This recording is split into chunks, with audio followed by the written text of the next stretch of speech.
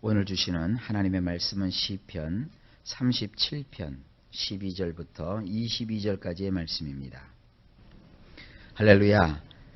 자, 이제 시편 37편 12절입니다. 우리 성경으로 좀 보면 악인이 의인치기를 꾀하고 향하여 그 일을 가는도다 그랬습니다. 원문을 보게 되면 여기 꾀한다라는 말이 먼저 나와요. 이 꾀한다라는 말은 뭐냐면 음모를 꾸미는 것을 뜻합니다. 음모를 꾸미는구나. 누가? 사악한 자가. 무슨 음모를 꾸미느냐 하면 의로운 자를 거스리려고, 의로운 자를 넘어뜨리고 의로운 자가 잘못되기를 바라는 그런 아주 안 좋은 동기로 그를 거스리려는 그런 음모를 꾸미는구나. 그리고 여기 보면 그 일을 가는도다 이렇게 되어 있는데요. 원문을 보면 바득바득 그를 향하여 이빨을 가는구나. 악한 자가 지금 굉장히 성이 났어요. 그래서 그 의로운 사람을 넘어뜨리고 거스리려고 음모를 꾸미는 거예요. 모사를 꾸미는 거죠. 그러면서 그 내내 이빨을 바득바득 지금 갈고 있는 거예요. 13절을 보시면 그런데 주께서 저를 웃으시리니 그랬어요. 주님께서 그 사람을 보면서 웃으시는 거예요. 별 될 일도 아닌 걸 막 좀 될 것처럼 그가 막 모사를 꾸미고 또 음모를 꾸미니까 하나님이 그걸 다 보시고 웃으시는 거예요. 뭐 좋아서 웃으시겠습니까? 아주 실소를 금치 못하시는 거죠. 하하, 참 우습구나. 네 하는 일들이 우습구나. 그 날의 이름을 보심이로다. 왜냐하면 그분께서는 그 날이 오고 있는 것을 보고 계시기 때문이니라. 그 날이 되면 어떤 일이 벌어질 것이고 정작 그 사악한 자에게는 얼마나 엄청난 일이 지금 다가오고 있는지도 모르면서 그 사악한 자는 자기 죽을 줄도 모르고 다른 사람을 넘어뜨리고 다른 사람을 죽일 생각을 지금 하면서 계획을 막 세우는 거예요. 그러니까 그 모든 걸 내다보시면서 아이고 저런 어리석은 놈이 있는가. 지금 자기가 죽을 줄도 모르고 자기가 넘어질 줄도 모르고 지금 저렇게 다른 사람을 죽이려고 잡으려고 혈안이 되어 있으니 참 우습구나. 지금 그런 상황이에요. 근데 14절을 보니까 악인이 칼을 빼고 활을 당기어 가난하고 궁핍한 자를 엎드러뜨리며 행위가 정직한 자를 죽이고자 하나 그랬어요. 원문을 보면 사악한 자가 칼을 빼고 자기들의 활을 당기어, 여기 보면 가난하고 궁핍한 자라고 되어 있는데요. 가난한 자라고 하는 건 뭐냐면 억압을 받아서 괴로움을 겪고 있는 거예요. 그 다음에 이 궁핍한 자라고 하는 것은 아무것도 가지지 못한 그야말로 아무것도 없는 정말 가난한 자를 뜻해요. 억압을 받아서 괴로움을 겪고 있는 가난한 자를 엎드러뜨리려 하고, 그리고 이게 행위가 정직한 자라는 말이 나오는데 이것은 반듯하게 살아가는 사람을 뜻하는 겁니다. 그렇게 반듯하게 살아가는 사람을 살해하려고 하는구나. 이미 뭐 칼을 열어서 그들이 뽑아들었어요. 그리고 활을 이렇게 당겨서 거기다가 화살을 먹여가지고는 활시위를 좀 당겼어요. 그 활시위를 탁 놓으면 그 화살이 날아와서 여기 누구를 괴롭히는 거예요? 억압을 받아서 괴로움을 겪고 있는 아무것도 없는 가난한 사람을 탁 맞춰가지고 중상을 입히거나 죽게 만들겠다는 것이죠. 아니 칼을 들었으면 자기와 걸맞는 사람과 싸워야지요. 활을 당겼으면 적어도 자기와 견줄 수 있는 그런 원수를 향해서 활을 당겼어야죠. 지금 이 사람은 다 잃어버린 거예요. 억압을 받아가지고 괴롭고 그리고 아무것도 없는 사람이에요. 근데 그 사람을 완전히 엎드러뜨리려고 하고 또 억압을 당하고 가난하게 살지만 그 사람은 반듯하게 사는 사람이에요. 근데 그 사람을 지금 죽이려고 한다는 거예요. 그러니까 하나님이 그냥 두시지 않는 것이죠. 15절에 이렇게 나옵니다. 그 칼은 자기의 마음을 찌르고 그 활은 부러지리로다. 그들이 들었던 칼은 오히려 그들 자신의 마음을 찌를 것이고 또 그들이 당겼던 그 활은 부러질 것이라. 하나님이 그렇게 해버리신다는 것이죠. 16절에 의인의 적은 소유가 많은 악인의 풍부함보다 승하도다. 이 구절로 보면 뜻이 확실하게 드러나지를 않습니다. 원문으로 보면 이렇게 되어 있어요.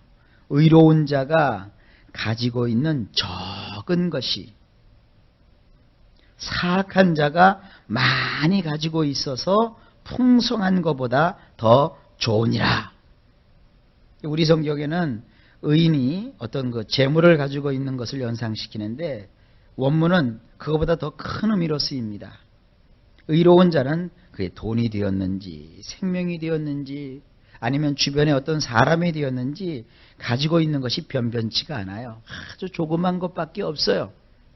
그런데 사악한 자는요, 많은 걸 가지고 있어요.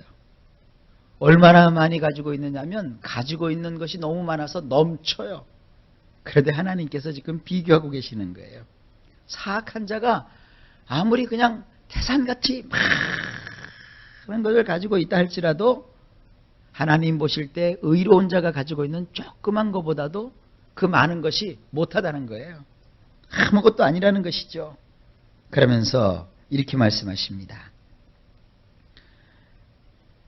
17절에 악인의 팔은 부러지나 의인은 여호와께서 붙드시는도다.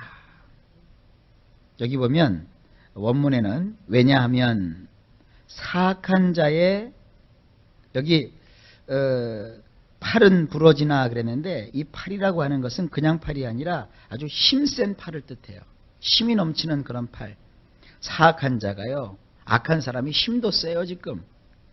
사악한 자의 그 힘센 팔들은 어떻게 됩니까? 부러질 것이지만 그랬어요. 의인은 여호와께서 곧 아도나이께서 여기 붙드신다고 되어 있는데 그 붙드신다는 것은 원문으로 보면 어떻게 되어 있냐면 그 손바닥 위에 친히 올려놓는다는 것이에요. 자 보세요.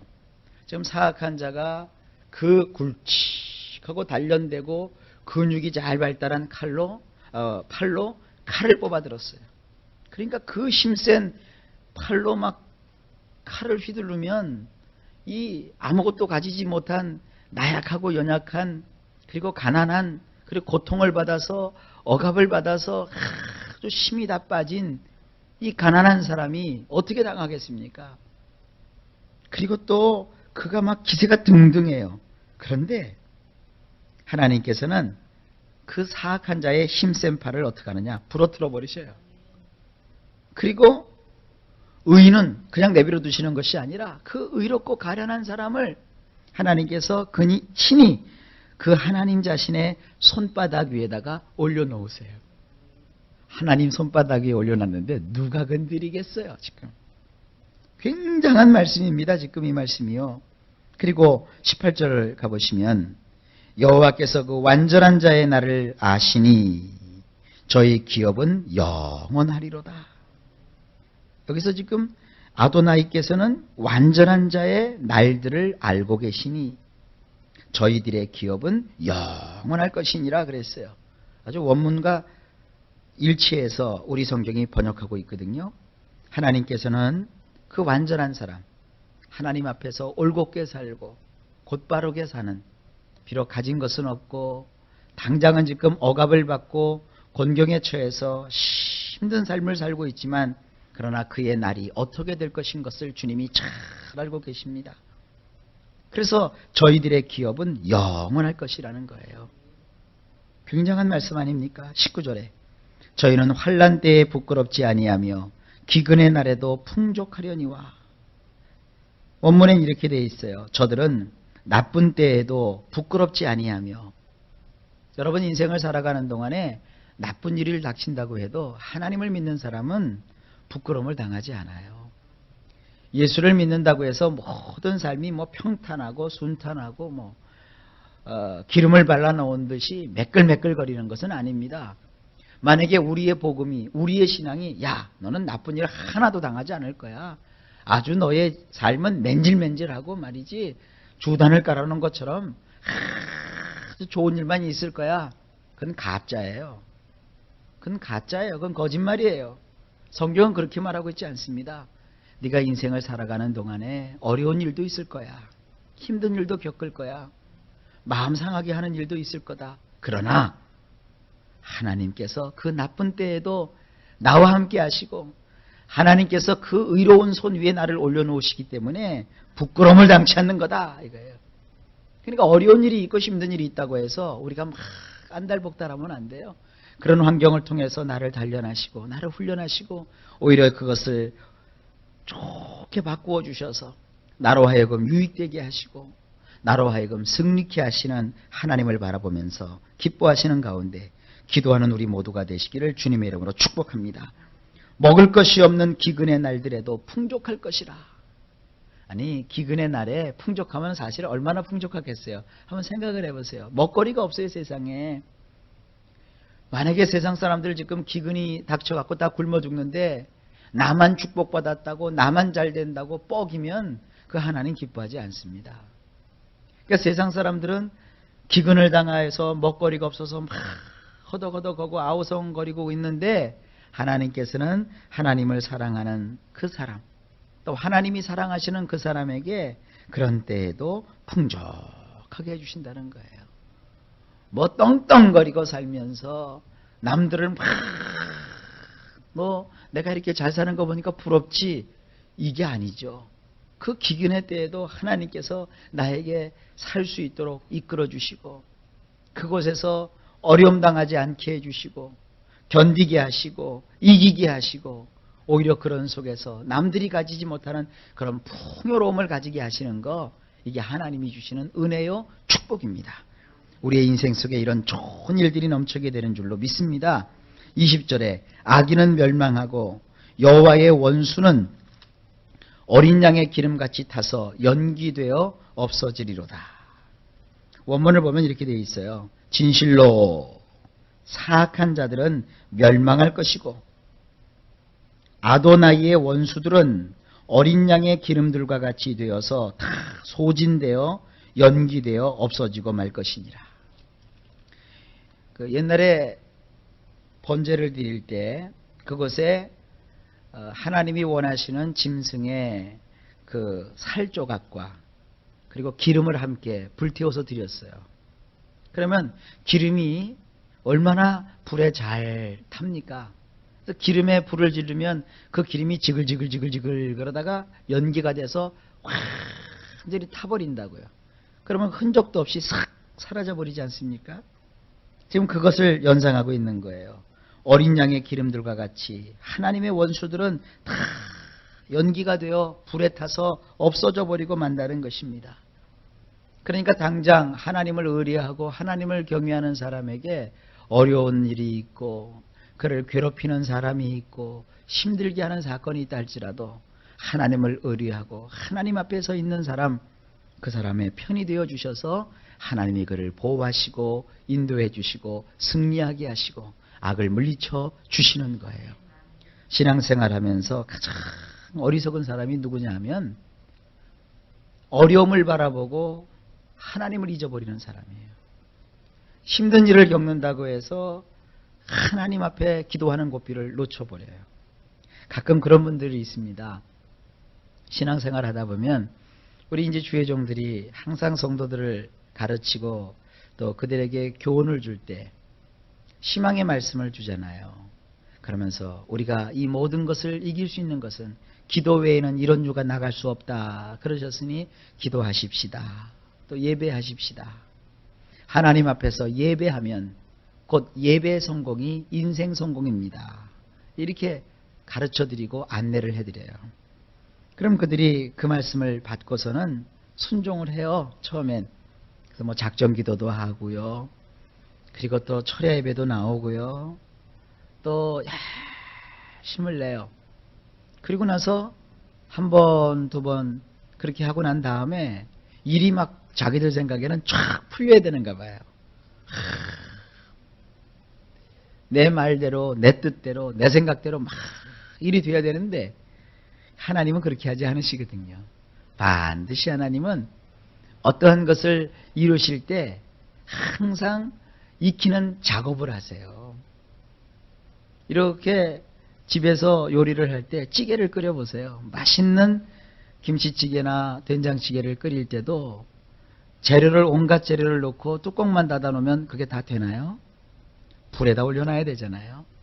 불에다 올려놓으면 그 불이 막 가열이 되면서 그 냄비 속에 있는 물 또 재료들이 막 부글부글 하면서 끓잖아요.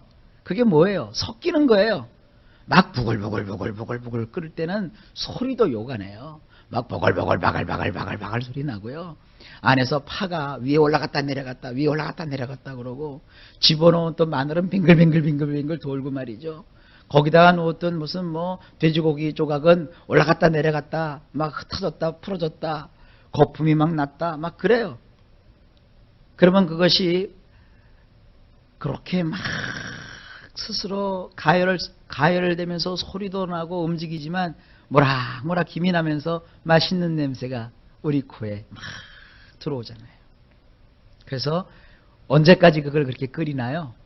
이렇게 봐서 훌륭한 요리사는 이것이 아주 맛 좋은 맛을 내는 순간을 알아요. 그때 되면 딱 끄잖아요.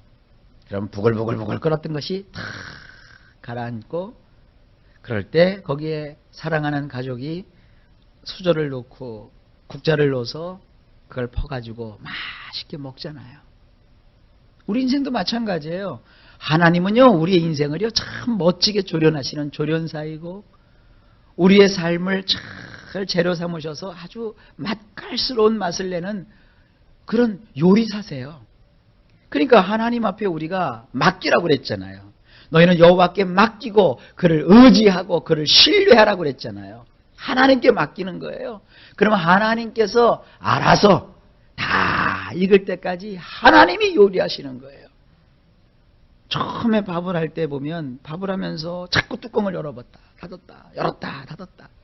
되게 새댁들이 처음 결혼해가지고 어르신들 식사 대접할 때 잘 해드리고 싶어가지고 밥을 하면서 계속 뚜껑 열었다가 닫았다가 열었다가 닫았다가 그래요. 그 왜 그래요? 밥을 잘하는 사람도 더 잘 보이고 싶어서 더 좋은 음식을 대접해드리고 싶어서 뚜껑을 자꾸 열었다 닫았다 해요. 그럼 결국 어떻게 돼요? 밥이 3층 밥이 되는 거예요. 그러니까 우리가 하나님을 믿으려면 진득하게 이런 말씀을 의지하고 믿는 거예요. 하나님께서는 반드시 우리의 삶 속에 함께 하시고 역사해 주시는 겁니다. 기도하다가 낙심하면 안 돼요. 하나님을 의지하다가 중간에 그 의지하는 줄을 놓치면 안 돼요. 끝까지 가는 거예요. 그리고 기도하던 그런 일들을 하나님께서 이루시는 것을 바라보면서 하나님을 끝까지 붙잡는 거예요. 이런 신앙들을 소유하게 되시길 주님의 이름으로 간절히 축복합니다. 21절입니다. 악인은 꾸고 갚지 아니하나 의인은 은혜를 베풀고 주는도다.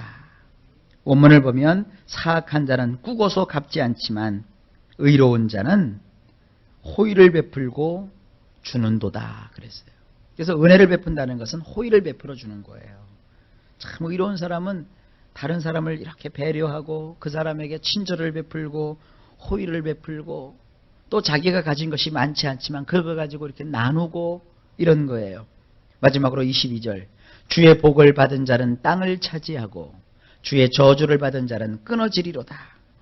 진실로 그분께 복을 받은 자들은 땅을 소유하게 되지만 그분께 저주를 받은 사람들은 떨어져 나가게 되느니라. 그래서 이 땅을 소유한다는 것을 말이죠. 여러분이 무슨 부동산 개념으로 그렇게 생각하시면 안 돼요. 이 이스라엘 백성들은요, 우리처럼 부동산이 재산이 아닙니다. 이스라엘은 그 땅은 하나님께서 그들의 지파별로 그들의 목으로 떼어서 이렇게 나누어 주셨어요. 그래서 그 땅에서 그들이 농사를 짓고 그 땅에서 집을 짓고 그 땅과 더불어 그들이 살아가는 거예요. 그래서 이스라엘 백성들에게 있어서 땅을 소유한다는 것은 어떤 의미가 있느냐면 조상 쪽부터 하나님이 주셨던 것을 잃어버리지 않는다는 거예요. 빼앗기지 않는다는 거예요. 만약에 자기의 그 가업에 어떤 문제가 생기면 그들이 그 땅을 처분을 해야 돼요. 그 땅을 빼앗겨야 돼요. 그러면 땅을 빼앗기면 농사를 못 짓잖아요. 먹거리가 없잖아요. 그러니까 어떻게 해야 돼요? 구걸하러 다녀야 돼요. 그리고 그 땅을 빼앗겨도요, 어떤 그 자기의 동족들한테 빼앗기면 하나님께서 안식년이 되면 그 땅을 다시 돌려줘야 되거든요. 또 신년이 되면 그 빼앗겼던 땅도 다시 되찾을 수 있어요. 그러나 그 나라 전체가 약해져서 이민족이 침입해 와가지고 그 나라를 빼앗아 버리면 신년도 소용이 없는 거고 안식년도 소용이 없는 거예요. 그래서 여기 진실로 하나님께 복을 받은 자들은 땅을 소유한다라고 하는 것은 말이죠, 빼앗기지 않는다는 거예요. 전쟁이 없다는 거예요. 재난이 없다는 거예요. 그래서 조상적부터 하나님이 주셨던 그 분깃을 잃어버리지 않는다는 거예요. 이게 오늘 신약 시대에 살고 있는 우리에게도 똑같습니다. 하나님은 하나님의 사람들을 선택해 놓으시고 하나님이 정해 놓으신 것이 있어요. 우리가 하나님이 정해 놓으신 것을 이 세상 살면서 누리는 거예요. 그걸 받는 거예요. 그걸 빼앗기지 않는 거예요. 그걸 소유케 되는 거예요. 하나님이 주신 그 뜻들은 참 선하고 아름답습니다. 그것을 하나님이 우리에게 주시는 거예요. 여기서 설교하고 있는 목사도 하나님께 받을 복이 있고요. 또 설교를 듣는 성도들도 각자에게 하나님이 주신 귀한 은총들이 있어요. 하나님을 경외하며 주님이 주신 그 복을 받으면 그런 것들을 하나도 빼앗기지 않고 다 받아 누리게 되는 거예요. 우리가 자꾸 이 세상을 보니까 더 가지려고 하고 더 누리려고 하고 더 소유하려고 하는 것이지, 실제로 신앙적으로 보게 되면 하나님이 주신 것들만 잘 받아서 간직하고 그 안에서 기뻐하면요, 조금도 꿀릴 것이 없고 굴할 것이 없고 남부러울 것이 없어요. 근데 그런 것들을 자꾸 빼앗기잖아요. 마귀한테 빼앗기고 세상에 빼앗기고, 그래서 얼마나 허덕거려요. 승리는 내 것이고 축복도 내 것이고 하나님이 주시는 그 행복도 다 나의 것이에요. 그것을 하나님께 우리가 복으로서 받았으니 그것을 소유하는 축복이 있기를 주의 이름으로 축원합니다. 그런데 저주를 받은 사람들은 그런 것에서 다 떨어져 나간다고 되어 있어요. 그러니까 다윗이 지금 그것을 우리에게 말씀하고 있는 겁니다. 우리는 복이 없는 자가 아니에요. 박복한 자가 아니에요. 하나님이 나를 버린 그런 자도 아니에요.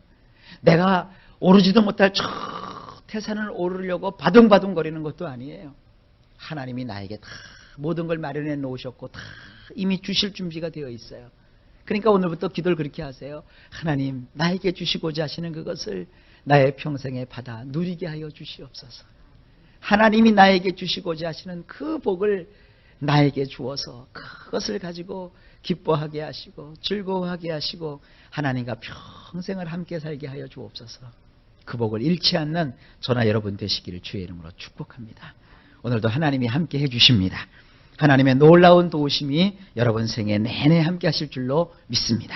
하나님의 축복이 넘치기를 예수님의 이름으로 축복합니다.